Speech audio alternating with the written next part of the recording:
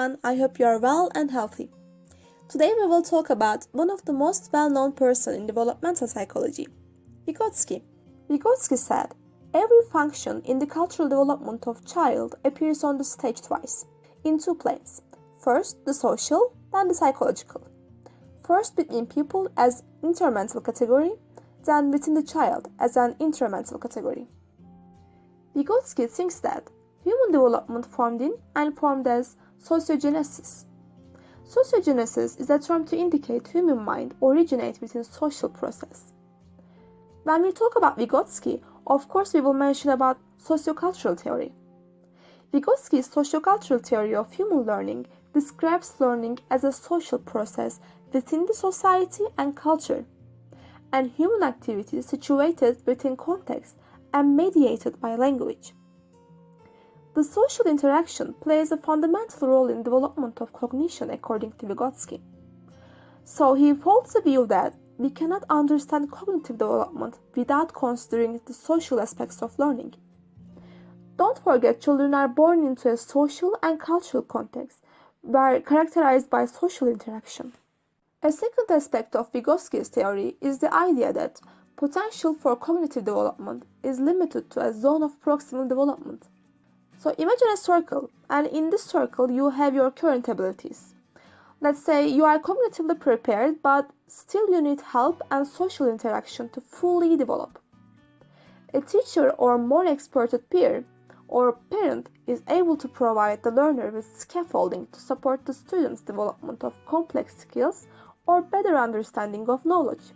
So as a result, you extend your zone due to favorable conditions.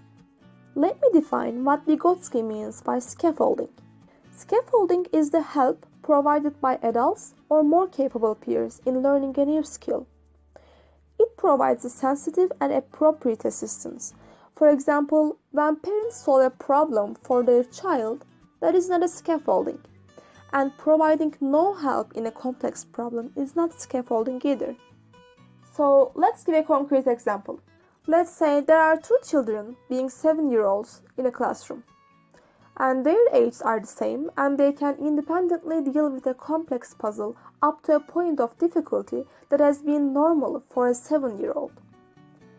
If the teacher provides a proper scaffolding to support the first children but not the other one, it turns out that first child can deal with the puzzle up to a 10-year-old's level, but the second child up to an 8-year-old's.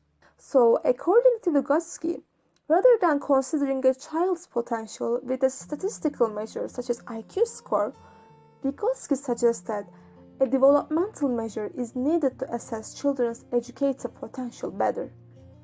Think about the zone of proximal development in your own life. I'm sure in a point of your life you probably had to involve in a group project and you provide a scaffolding or you are provided with a scaffolding. There are some possible implications of zone of proximal development into education as well. For example, teaching and assistance should be focused on the potential of the learner, and also teaching and instruction should create a possibility of development. Because in here, the ultimate aim is contributing to independent thinking and transferring control to the learner. And the way to achieve this is active participation. Instructor has to have a good understanding of what the learner already knows and can do with assistance. Vygotsky is someone who has great contributions in developmental psychology by his theories. But I would like to highlight that he also took psychology out of the lab and situated it in the classrooms, so that he can build a bridge between psychology and education as well. This video was more like a general overview about Vygotsky's sociocultural development, zone of proximal development, and scaffolding. But I would like to note that Vygotsky's theory goes much more beyond. So hopefully I would like to do a second video if you like this one. I would really appreciate if you like or comment on the video so that I can understand whether that would be beneficial or not. Also, it will be really nice if you subscribe to our channel because we are creating videos about different fields of psychology. So, see you in the next video.